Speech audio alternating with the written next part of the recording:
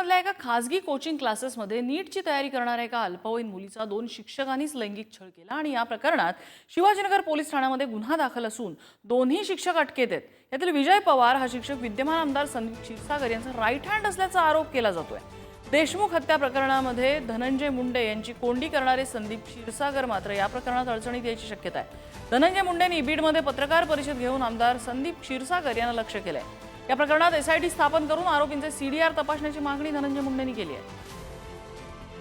संदीप क्षीरसागर किंवा बीडचा लोकप्रतिनिधी या प्रकरणापासून लांब राहूच शकत नाही हे मी जबाबदारीपूर्वक बोलतो। राहुलजी, आपण मला अनेक वर्षापासून मला ओळखता। या प्रकरणात सुद्धा यांचे स्पॉन्सरर सुद्धा यांच्या प्रत्येक कार्यक्रमाचे आता हा मेन आरोपी तिथल्या सार्वजनिक शिवजयंती महोत्सवाचा अध्यक्ष कोण?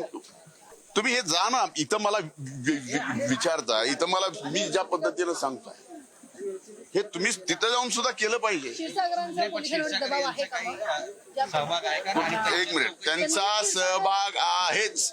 पोलिसांवरती का दबाव आहे, कशामुळे या दबावाखाली येऊन पोलीस असं काम करतात याचं उत्तर मात्र माननीय मुख्यमंत्री देतील।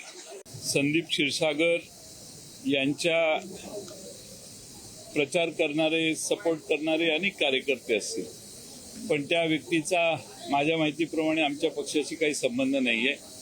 त्याने केलेले गुन्हे दडवण्याची काही आम्हाला गरज नाही। त्याची योग्य चौकशी करा, काय असेल ते योग्य करायला हरकत नाही, पण संदीप क्षीरसागरना बदनाम करण्याची त्यात कोणतीही गरज नाही। माझ्याकडे त्या संदर्भात एक निवेदन आज प्राप्त झालेलं आहे। त्या निवेदनामध्ये या प्रकरणाची एक सिनियर IPS महिला अधिकारी नेमून चौकशी करावी अशा प्रकारची मागणी करण्यात आलेली आहे। मी त्या संदर्भात डीजींना निर्देश दिलेले आहेत की डीजींनी या मागणीचा विचार करून योग्य निर्णय करावा। पोलीस प्रशासनाला याच्या खोलात जाण्याची जरूरत आहे। खरं काय घडलं, कोण जबाबदार आहे, कशा पद्धतीने या सगळ्या घटना घडल्या याच्या खोलात जाऊन जो कोणी जबाबदार असेल त्याच्यावर कारवाई ही झालीच पाहिजे। संदीप भैया एक चांगला कार्यकर्ता आहे। त्याचे कार्यकर्ते काय करतात, त्यांनी केलंय का नाही केलं हे स्वतः ते सांगू शकतील, पण संदीप भैया क्षीरसागरांवर आमच्या सगळ्यांचा विश्वास आहे।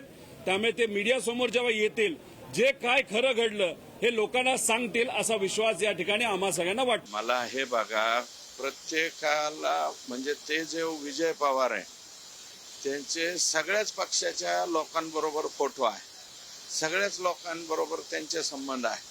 मग एकटं संदीप क्षीरसागरांना त्या बाबतीमध्ये कसं दोष पकडता येईल?